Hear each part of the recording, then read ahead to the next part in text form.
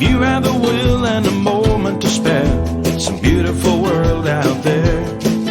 It's a beautiful world out there. It can be a bit frightening, something you don't know. You need a little enlightening, it'll make you grow. Hey friends, good evening. And today we have Mr. Ramendra Kumar joining us today, and he's an award-winning writer, storyteller, and an inspirational speaker. And today, the reason we called him here is to speak about a writer's life. You know what goes inside a writer's mind. You know, क्या सोच रहती है? How does a person pens down what his thought process is. You know what he thinks about. So we are here to talk about that. Thanks a lot, Romain, for taking time out and Thank you. showcasing this. You were working, you've written 38 books, and you had a couple of bestsellers. Been part of a lot of forums, including counseling students, talking to a larger forums. Being part of larger communities. You've been a guest speaker. You've been in the panel of judges. So ये सभी में, I mean, these all got into the limelight after you became a writer, and you became socially famous. What went inside? How did you take time out? You were working parallelly. So कैसे ये शुरू हुआ writer का ये, and first of all, the first book, how did you write? So maybe you can talk about how did this start? It started when I was a kid. My first poem was when I was 7 years old. My dad, like I've told in this forum, encouraged me a lot. Can you imagine, Ravi? I wrote my first novel when I was 12. Very, very, very terrible. Clearly inspired by Enid Blyton's famous Five and Five Find Outers and all. So my dad was very busy because my mom used to was very unwell. Plus, he had a full-time job as a professor in the university. So every month or month and a half, he would take his Lambretta. Those days we had the Lambretta scooter, a heavy kind of stuff. He would take it to a garage in Nallakunta, Hyderabad. And there the mechanic, coincidentally, the mechanic's name was Shankar. So in that garage, we would sit in the veranda. At the back, the cacophony of this ek pana, do number pana, tiskora, nalg pana emaindi, machipoyava. In that cacophony, Shankar and his boys, I would be perched on a stool and my dad would be sitting on a chair and I would be reading out from my masterpiece. And he would give me unconditional, undivided attention. So that was the spark. He made me believe in myself, though I knew that the stuff I was writing, then I thought it was good, but it was very, very patchy at the age of 12 or 13. Obviously, I couldn't write. But he gave me that encouragement. And that started me on my journey from there to adult fiction, to satire. And when the kids were growing up, then I was given the responsibility by my wife to tell stories to them. And from that storytelling, I became a writer for children, which has been, I think, my most fulfilling the aspect of my writing. So when my son was one of the most unique critics, he would use only two words: must or chart. If the story is good, lovely, beautiful, interesting, imaginative, creative, must. Otherwise, Papa, chut gaye, chart. Oh, okay. Fortunately, the must number was more than the chart number. That's why I have 38 books and I'm a writer today. Yeah, but I'm sure there is a huge difference between the way you write it and the way you orate it. So I'm sure when you're telling these kids, your kids this particular story, or in a larger forum, वो जो energy रहती है dialogue delivery में, and when you get the people glued to your story, that skill is awesome. I mean, I've seen the way you speak and all that. ये book में कैसे लिखते हो? How do you ensure that the reader is? I'm not a great book reader. First page के बाद नींद आ जाती है. तो how do you get people like me, glued on to the way you're storytelling? Because in person, yeah, bedtime stories and all that is great, but ye likhna and ensuring that the people are getting glued to it, how do you make this happen? That's a great question. Ravi, what I would say is that I put myself in the reader's shoes. that empathy coefficient becomes very, very high. So as a reader, how I would read my own story, if I was a reader and I was reading something written by Ramendra Kumar, what I would like, what I wouldn't like, what I would want, what I wouldn't want.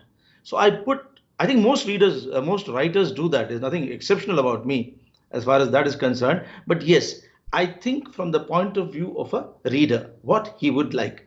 And the thing about being doing so many things, like having a full-time job, PR job is a 24/7 job. At any point of time there's an incident and you get a phone call that there was a gas leakage or somebody suffered an accident and all that, so you're always there. But writing is also a full-time job, and even if I'm looking out of the window, I'm writing, I'm doing a job, I'm in my vocation, in my passion, in my ikigai.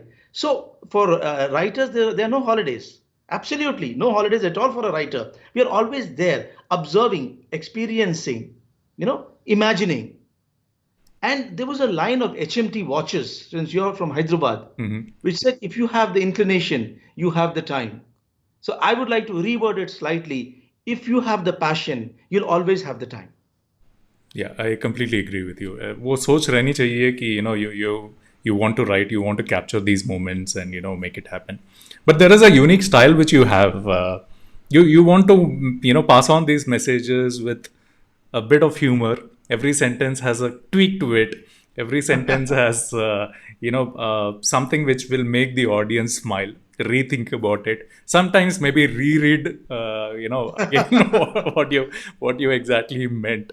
So why do you do that? Why do you feel humor is also important in what you write? Humor is the most important thing in writing or in life. Even in the most chaotic situations, like I have been in public relations, I was the head of the Department of Public Relations in a place like Rourkela Steel Plant, where you have 12,000 employees, 8,000 contract labor, and the entire township is, basically managed by Rourkela Steel Plant. You are the spokesperson of so many people. So they are chaotic situations. Crisis happens every few days or few hours and all. So it's only humor which keeps you in balance and which keeps others connected with you.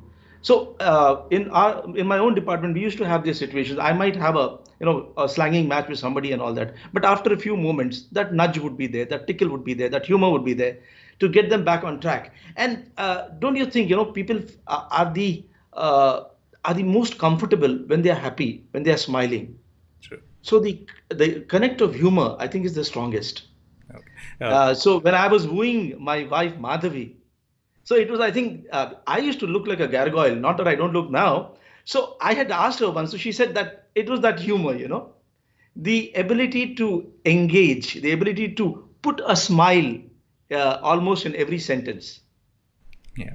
So we have some of the audience joining in, watching this live, but any of them, friends of Ramen or people who are watching him or knowing him for the first time, if you have any questions, feel free to ask while, put it in the comment. I'll ask him while I have my set of questions. So Ramen, in your life, in your work profession, there might be a lot of people talking about humor. You would have come across a lot of people who are like pretty serious about their job. And you're an author, you're a writer, your intention is to make an impact with your writing skills. Kuch change ho, kuch learning ho when the person is reading what you've written.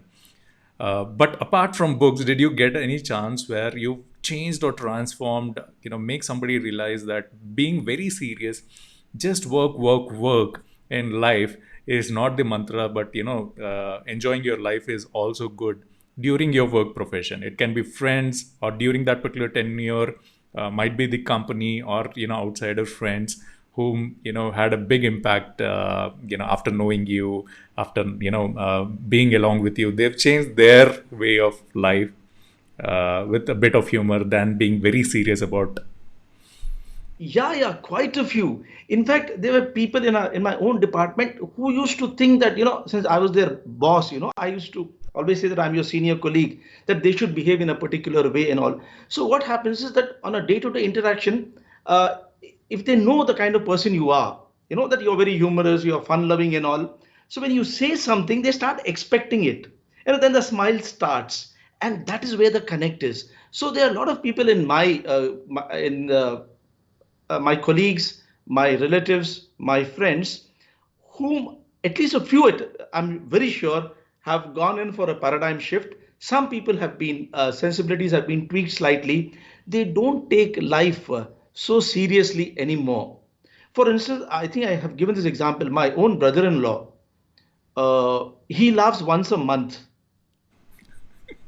when he gets his salary. So he told me, "What is this, Ramin? Why are you so, you're almost like a kid.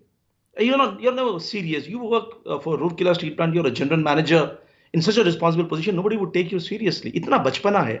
So I told him, Jiaji, you've given me the greatest compliment possible. You called me a kid. You called me a child. I wish I could remain a child, and I wish all of us could remain a child, and we never ever grow up. Possibly he's the only person I've not been able to transform. But most people who are in my range, I think now they have started enjoying this part of my personality, and slowly and steadily they too have come into that loop. So there is always that a little bit of banter in how a serious situation. Even where I go and buy these fruits, even that guy, if I look at him and say, "क्यों भाई mask क्यों नहीं पहना? तुमको मालूम है ना? PM देख रहे हैं तुमको." So he'll start smiling. The next time when I go, the minute he sees, अब साहब डांटने वाले हैं, and he'll put the mask and all. So even a person who is so cut and dry and all that, he starts smiling, and responding to this humor. So Yeah. that I think is very, very fulfilling for me. Yeah, I like this particular example because there is a way where you hurt the other person and communicate the same thing about the mask, and there is a way where with humor you put that satire way of asking it, where he will always remember and he doesn't get hurt. He remembers the message was passed on, and he'll remember that that is what he has to do, and still gives that smile back to you. So that's a So nice. yesterday we had a very serious a very formal, I wouldn't say serious, a formal function where they were giving me a farewell, my department people, because I'll be leaving the next week and settling down in Bengaluru. So there's this lady who was interviewing me and all that, but she wanted a particular chair because her aanchal would be seen. So I kept mentioning that aanchal, and today when I thanked her for that lovely interview and that her introduction and all, then I said, but the USP of the entire event was your aanchal. So that became a point of humor. Okay. How do you manage, you've written, things like satires, short stories, poetries, travel blogs, biographies, novels for adults, which is like, very unique, very, very bold, books for parenting, articles on relationships, children's fictions, things which are like of different category altogether. It's not that it is if Ramin is writing, it is only about parenting, it is only about this. So how do you manage all this, and why did you decide to take capture all these moments and write about all these things? So it all depends on your mood and what kind of mood you are. And sometimes what happens is that creativity basically is not about getting shackled. It's about unshackling. And that's not only with me. I think many writers write in different genres, but I think I'm even more insane than most writers. That's why I've picked up across the spectrum everything and anything I've written. For instance, when I was into fiction, into satire, one day I went to Ankita, my daughter's school. So there, every Tuesday or Wednesday, they call somebody from a different vocation and ask them to speak. Bankers, doctors, athletes, and all. So as a PR man, they called me. I said, what should I talk about? Public relations to kids. Let me think of a story. So I told them a story called Just a Second. Yeah. So this later came out in the form of a book. So this was about the importance of second. And then after a month or so, we went to my daughter's teacher, Ankita's teacher's house. And she told me that, Mr. Kumar, I have a very interesting incident to relate. The other day, I was teaching my children about hygiene. So one little guy, class 3, he raised his hand and he said, ma'am, is hygiene as important as the second? So then this teacher asked him, what do you mean, beta? He said, no, that day when uncle had come, he was talking about second being very important. So is hygiene as important? So then this teacher told me that after 30 odd days, the little one still remembers the story, the kernel of the story. That got me thinking, I said, what am I doing? Satire is good, this is good, that is good and all. But somewhere I have to connect with the children. If I'm able to create this kind of an impact with little minds and hearts, and then that means that this is my, what should I say? This is my passion, writing for children. That's how I shifted kind of to write for children. Then I've also written about underdogs. Always the guy who's the downtrodden, the guy who fights, the odds. So because in the school, in school as well as in the campus where I was growing, I was a kind of an underdog. I was bullied, I was ragged, I was teased, I was extremely, extremely odd looking, very, very shy. I couldn't stand in front of a mic and speak even for a few seconds. I would keep stammering and all that. So I write about those people who, fight this kind of bullying, fight this kind of a system or structure, and then emerge triumphant in their own little spheres. Then somebody once asked me that can I write something about one publisher invited me to write about a novel based on the films. Now, as I was growing up, both my parents were very fond of films. So there was a lot of discussion about Guru Dutt and Raj Kapoor and Devanand and Dilip Kumar. Even those intricacies that why Vajanti refused the Filmfare Award for the film Devdas. You know, so those kind of things, and a lot of about Sahir Ludhianvi, about Shailendra, the comparison between them. So I grew up in that kind of a ambience. So for me, that was the kernel, and from there I kept thinking that if I have to write about a heroine, and this I wrote much before Dirty Picture and all, it was published, of course, later. How should it be? What was her struggle? How does she, fight the system, you know, and make a place for her own, her own repertoire or her own talent. And in this time, if we are talking about Me Too now. Me Too was age old, it's been happening always. So those issues and all I have tackled. Then once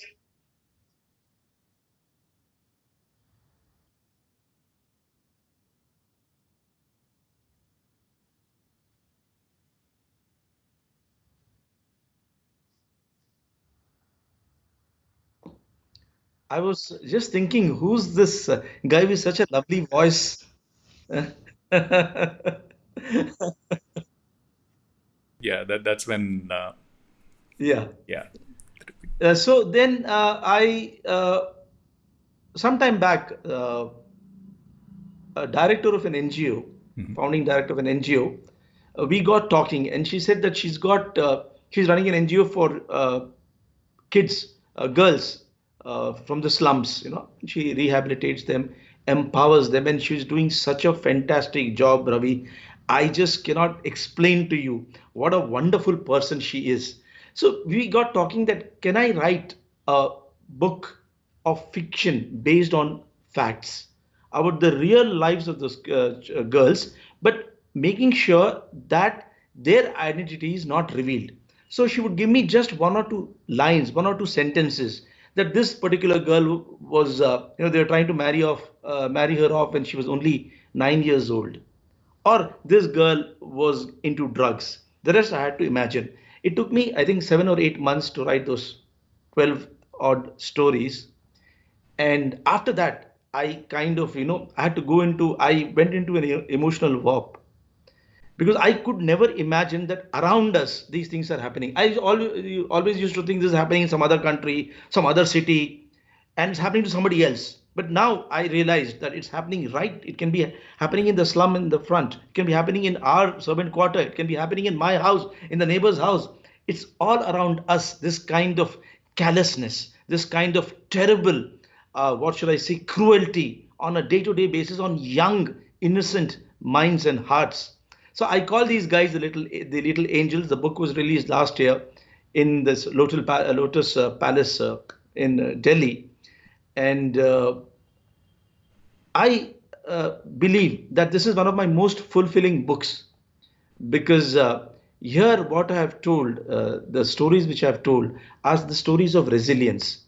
These are dedicated to these little angels whose lives have been smothered, smashed, and smudged, yet they are picking up their wings and flying with hope, flying with resilience, and flying in a way that can inspire people across generations. Superb.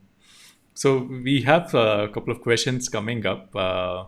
So we have Anandita Mahapatra asking, do wit and humor go hand in hand? Do wit and humor go hand in hand? I mean, do intelligent people have a good or better sense of humor? Yeah, I think, I mean, there are two kinds of humor. One is where you create humor, you're witty. And the other is to understand that humor. Like in my own house, I feel that I'm very witty, but Madhvi has a great sense of humor. Similarly, my son Aniket is very, very witty. And my daughter is not witty, but she can catch a joke very fast. So there are two different, how should I say, segments. Okay, so JM Virendra Rao is saying many a times that's the case. So he's responded to Anindita's question. So good one. So feel free to ask questions while I have other questions for Ramin. So Ramin, your book Mohini, a bestseller, is about a film heroine. How Yeah. did that come up? Yeah, I just mentioned, it is because the publisher wanted me to write a book. It was a kind of a challenge, and then I've grown with that kind of ambience at home. So it took me some time, but I think I managed to get into the character of a heroine. And I've never met any heroine. The only heroine in my life is Madhavi. But after she read the book, she said, "Are you sure you've not met any heroine?" I said, "No, no. You're the only heroine in my life." Okay. In the genre of poetry, do you have you've written poems which cover entire spectrum. So how did this come up? Writing is different, poetry is completely different. I think for among all the things, this particular genre is most related to your mood, the kind of situation you are in. Everything is related to your mood, definitely, but this is most related.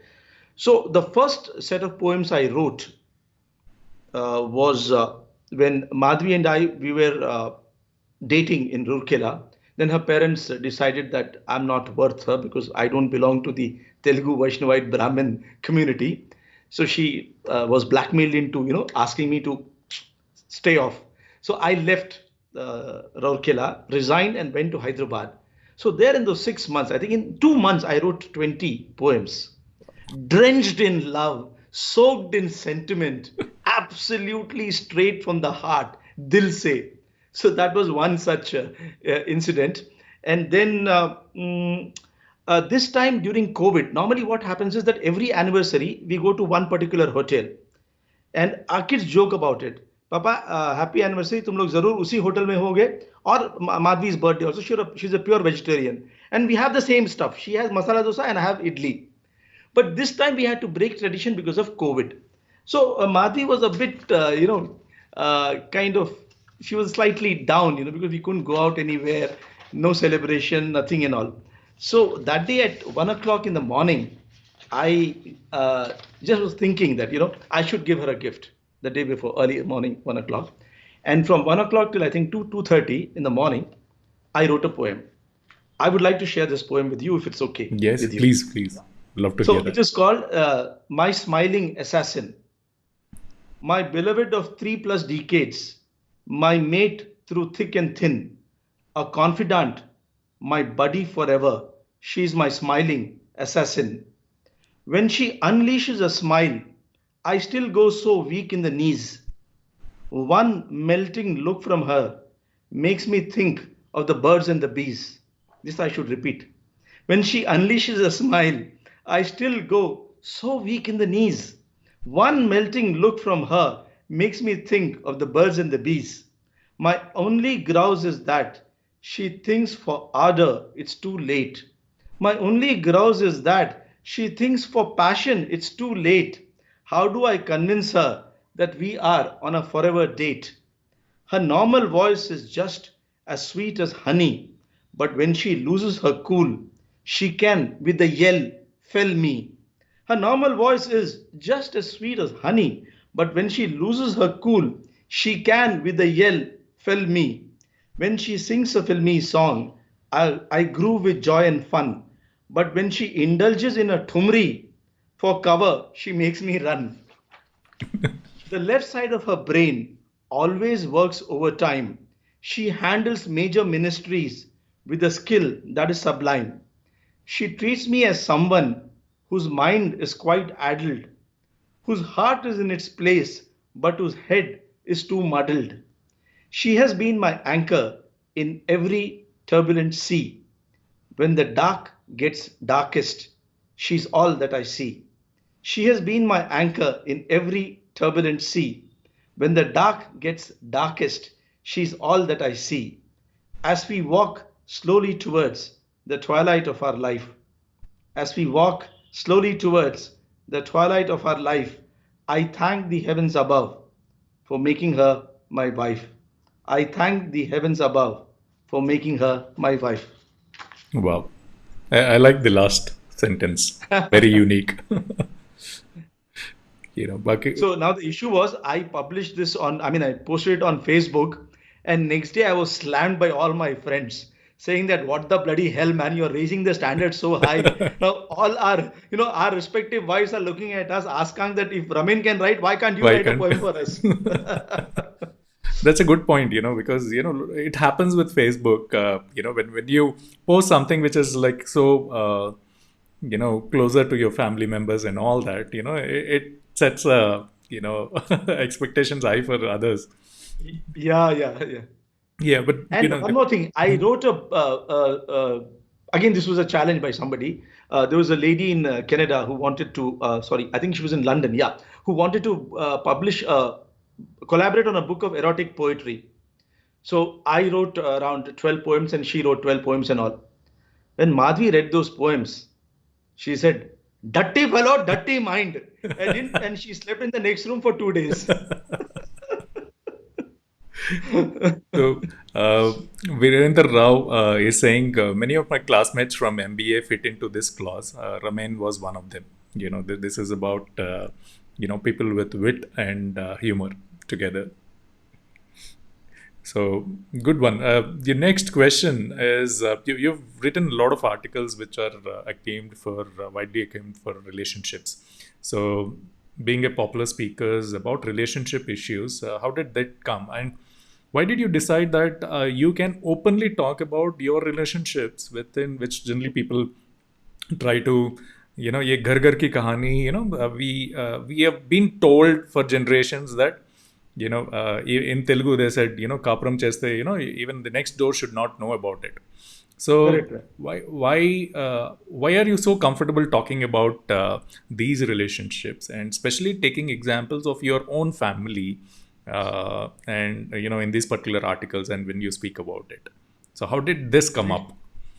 Great question. See, I have always been very, very transparent in my writing, in my speaking, and all.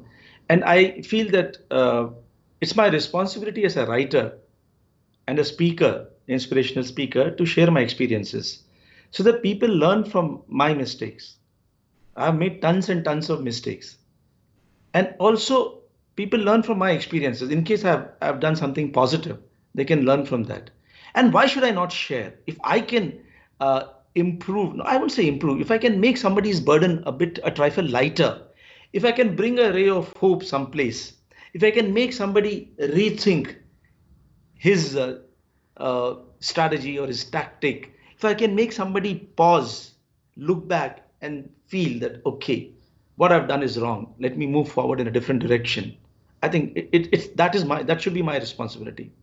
And I'm not ashamed of my mistakes. Everybody makes mistakes. Somebody makes behind doors. I've made many mistakes. I know I've made many blunders, but I'm not ashamed of them. They're part of my learning. Possibly that was my destiny. And the second thing is that why do I use my own examples? Because if I use somebody else's examples, they are not my own. No, I don't own them. I don't know the reason. I don't know the rationale behind it. And second thing is, how can I put somebody else on the microscope, under a microscope, on the spotlight? I can do it to myself. So I talk about my relationship with my wife, with my children. I talk about the relationship my parents shared with each other. I talk about my relationship with my friends and what I learned from them, what I learned from my children. Almost on a day-to-day basis, I'm learning from my children. So I share these experiences. Because there are many people who feel that children, should be looked down upon, or they are not mature enough. They don't have experience. But I feel that if adults start learning from children, they would be far better human beings than what they are. True. I agree. So, we have some more compliments coming in. Bibha Kiran is saying unique with a, large smiley. So, your latest book is an autobiography of your lab, Aryan. So, how did this come up? I think I should show you the cover because this cover, it has been designed by my son Aniket. He's a product designer. It's beautiful. Yeah. And it talks about our family from the perspective of our Labrador, who is the handsomest hunk in our family. And during COVID times, all of us were closeted together for 99 days. And we had a blast. We had a lot of fun. So basically, I was thinking that suppose if I were Aryan is the name of our Labrador, how I would view a father my jumping around, beating thalis or lighting diyas, and that overdose of love and affection which Aryan got in those few days and all. Then I created a character called Priyamvada or Pri, who's his partner. So how he reacts to her, and Priyamvada is that young, smart girl. Nowadays girls are far smarter than guys. There's no doubt about it. So she's like that. She is knowing, she's confident, and this fellow is all, how should I say, completely in love with her. And for every little advice, he goes to her. Like I go to Madhvi for every little advice. And then there is the cat called Bhudevi, who's his, what should I say, nemesis. So all these things. And people who have read the book, what they are liking best is that point of view of a Labrador. How could you get into the character of a Labrador? How a Labrador would think, how he would react to his sister or brother, cuddling him, coaxing him, pulling his tail, shouting at him, giving him that extra, doses of lovely stuff to eat, right? So, and I enjoyed writing it. Wow. So, how did you get into ghazals? You've written books, and then your book of Geet and ghazals. These are completely different from writing stories and parenting and all that. And you recently releasing an album called Intaha. So, how did all this come up from a writer of ghazals? My father always wanted me to write in Hindi because he was a professor of Hindi, and my mother was a very famous short story writer in Hindi. That's why I moved away from Hindi. I didn't want to be in their shadow. But he always felt that I have the ability to write in Hindi. And a few years back, professor in NIT, he's a very good singer. So he told me that why don't you write a ghazal? You've written in so many genres and all. If you write, I will sing. I'll compose the music. So I came and told my wife Madhavi that, hey, come on, today I got an offer to write a ghazal. So she said, yes, write. What's the problem? For her, writing a ghazal and moving away from fiction to ghazal was like moving away from eating gulab jamuns or jalebis to having gupchup and golgappa. It was as simple as that. Of course, you can write it. I said, are you nuts or what? But when your wife throws a challenge, you have to accept it. Ravi, you know that. So I got down to it, literally kamar kaske and all. And the first ghazal came out rather well. And Madhvi loved it. And when your wife loves something you do it. Yes or no? Yes. So I started writing, and over a period of some 6-7 months and all, I wrote those ghazals. And then she was again getting into this music, Hindustani classical music. She started, picking up and all. So I thought, why don't we release an album, make an album, Mia ka andaz aur biwi ki awaaz. Wah, mashallah, kya baat hogi. This was really good. So we got hold of her Guruji composed the music, and we did this recording, and all the tracks were made, the recording was done and all. Then one of my very close friends, Anandita, I think she's on the chat. She said that you guys have to be there. So I was thinking that, okay, studio shots and just a pic of me looking very dreamily at the sunset or something. He said, no, no, you have to be there. We'll make a proper video.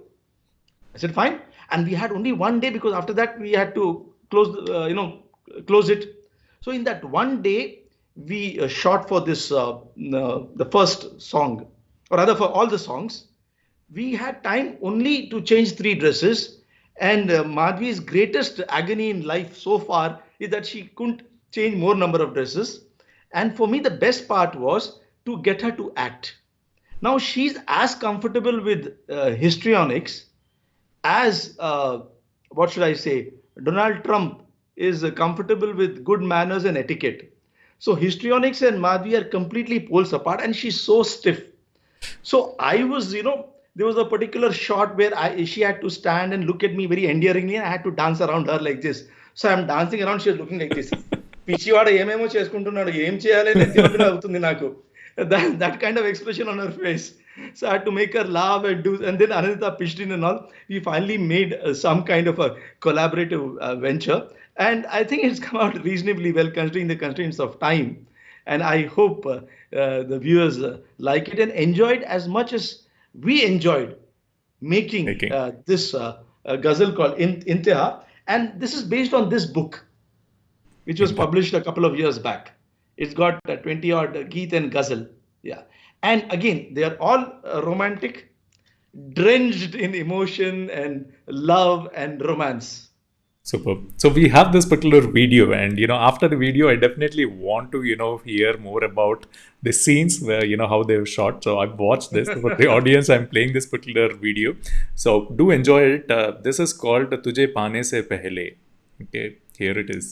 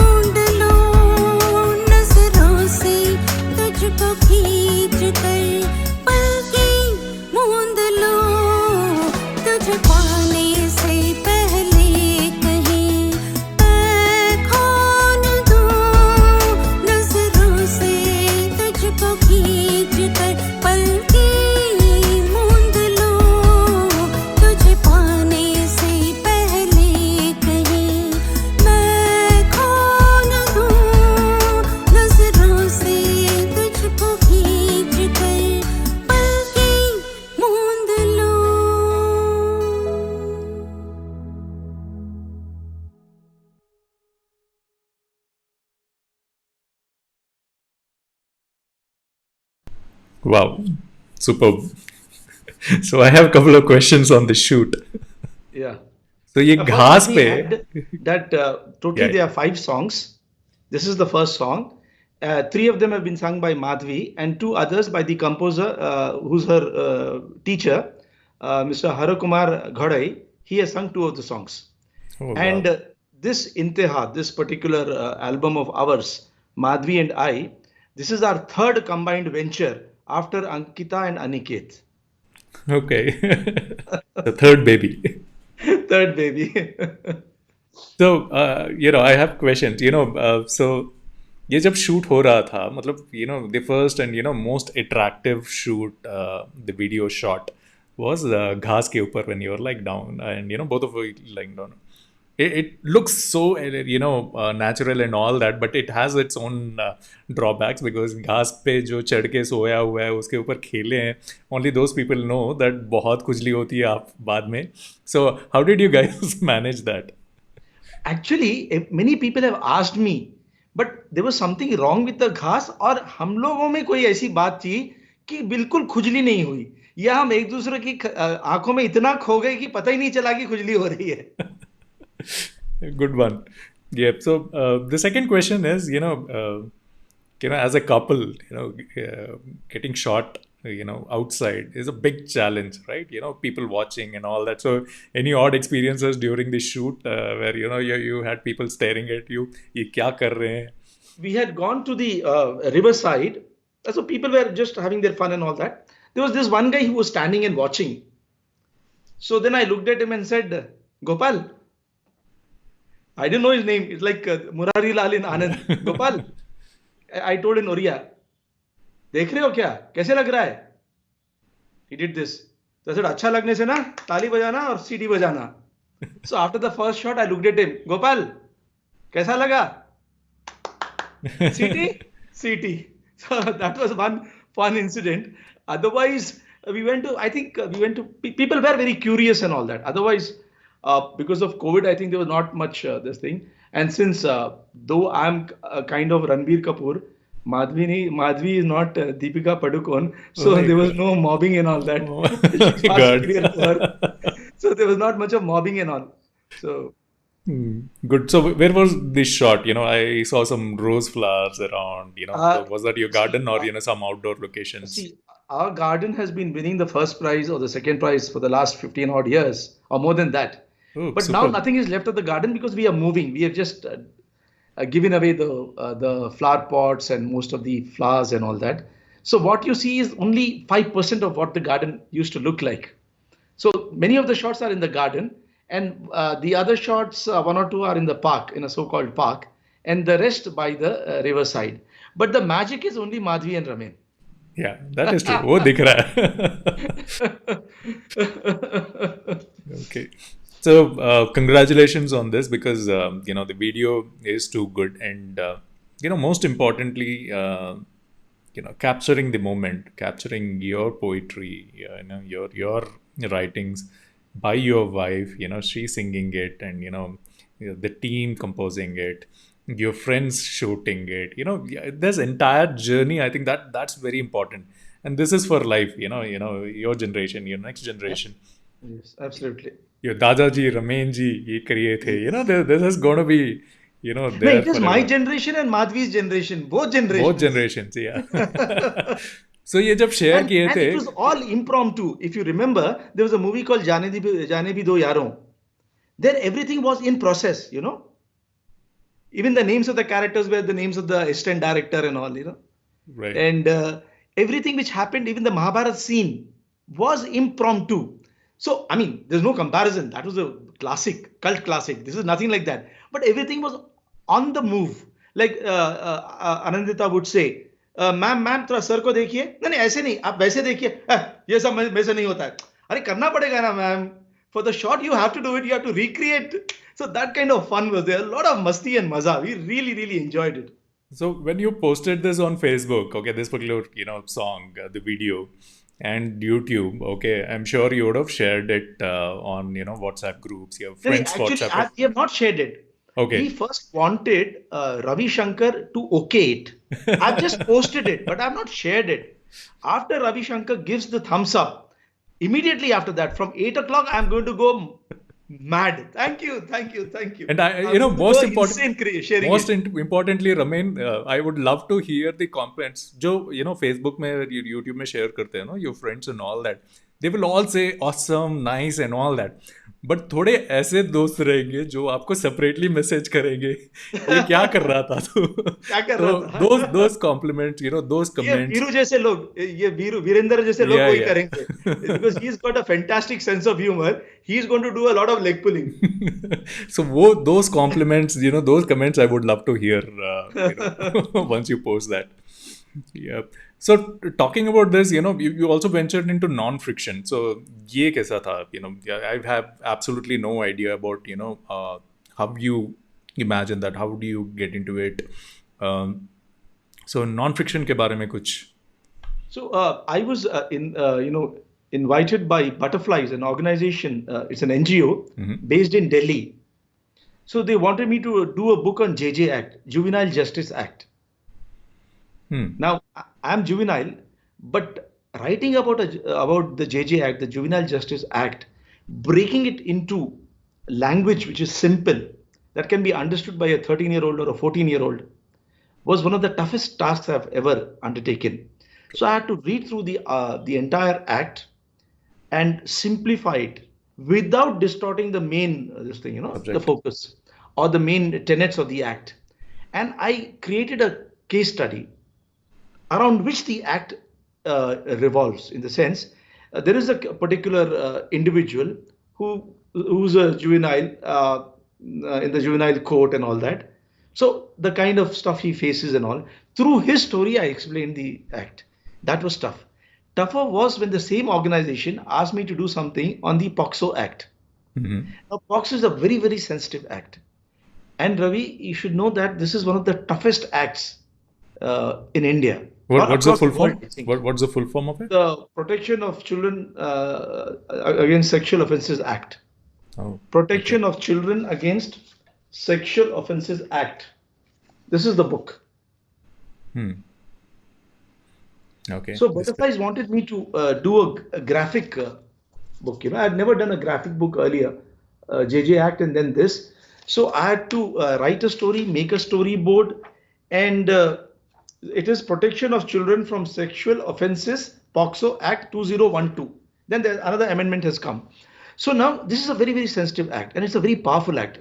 And it gives the child so much of protection that if a child complains, then it is the person whom she is complaining against.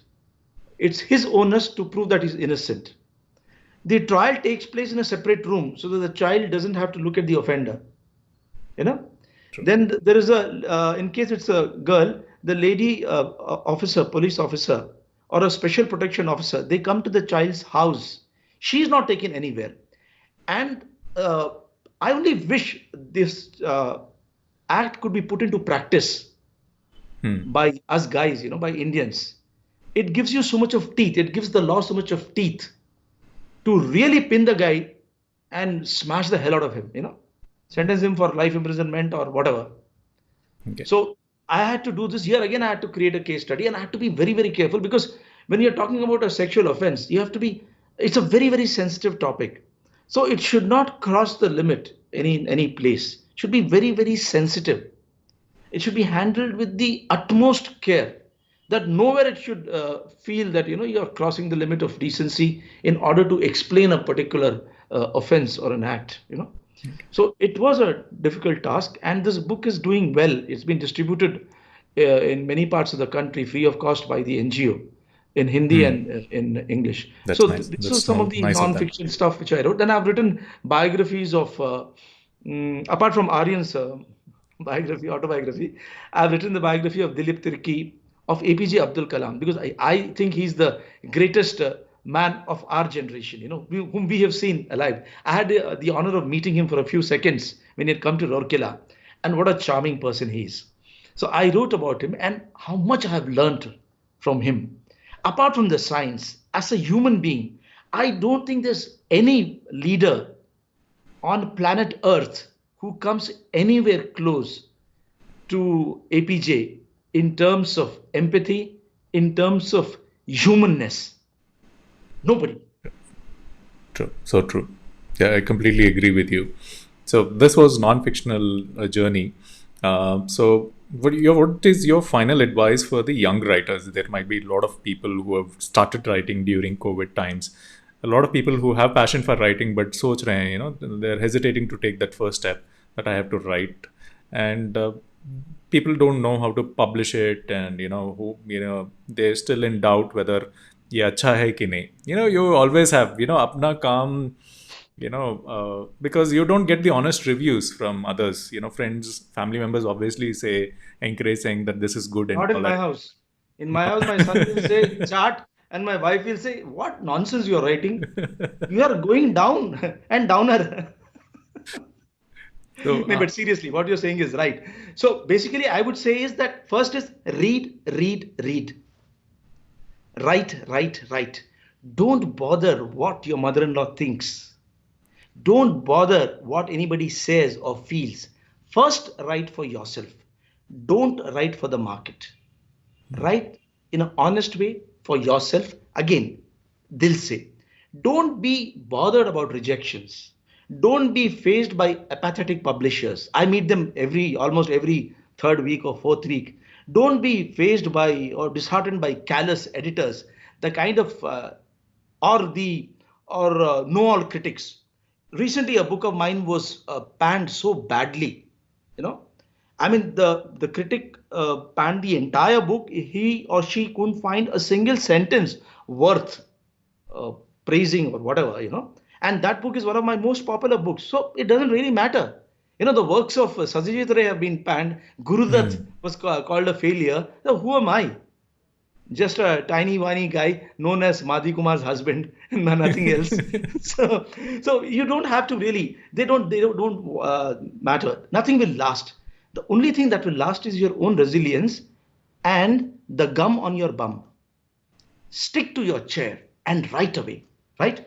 I have written a couple of lines which I would like to share with you. Please. That if you write with honesty to the craft and to yourself, then you have made it in the biggest and the most competitive marketplace, that of your heart, mind, and soul. So just write. Super. Yeah, good one. Thank you, Ramin, for joining us and sharing the insights and what's inside the mind of a writer, because this is very important. Very, I would say good points for me, because I'm not a writer, but very curious to know क्या चलता है, क्या दिमाग में चलता है, where it makes a person write, and what's in it for them. Some books fly, some don't, but what keeps them going, ये सभी रहते हैं, because we are not writers, we've not experienced it. So but thanks for sharing this, and I'm sure a lot of friends who watch this or will watch later will have good things to learn, and also understand life, and also understand how to create memorable videos which will be useful for future. Make a mark. I'm sure the journey was awesome. So thank you. I would like to just dedicate the second song. It's called Fida, to Madhvi. This I had told her these two lines long back. हर लम्हे की कहानी बस इतनी हो सनम, हर लम्हे की कहानी बस इतनी हो सनम, तुझसे ही शुरू तुझ पे ही खत्म. Okay, superb. But aren't others getting offended because all of these are dedicated to Madhvi? Yeah, they might be getting offended, but they might be getting offended, but the home minister is the most important minister. True. So will there be any opportunity where we'll see other heroines, along with you, with at least in the I video? really hope so. Maybe the lyrics will not name them exactly, but maybe other budding artists and all that who want to. Yeah. I really hope so. If Madhvi allows it, I would love to. In Bangalore, I would really love to do that again and again. Okay. So, yeah, we'll make that happen. So, ask Madhvi not to, take it wrong, but, we'll make that arrangement. Yeah. Okay. So, thank you, Ramin, and thank you, audience, for the awesome questions and, watching this. Do share the video and, do like the song which will be published pretty soon, and share it across, and do create a memory of you along with your spouse, because that's really important. Forget about how many people are liking it, viewing it. Check if you can create it, and check if the catalyst Romain can inspire you and your friends as couples to make something memorable like this. Thank you, Romain, again. Have a great Thank you. evening. Thank you so Thank you, much. friends. Thank you. Bye. Bye.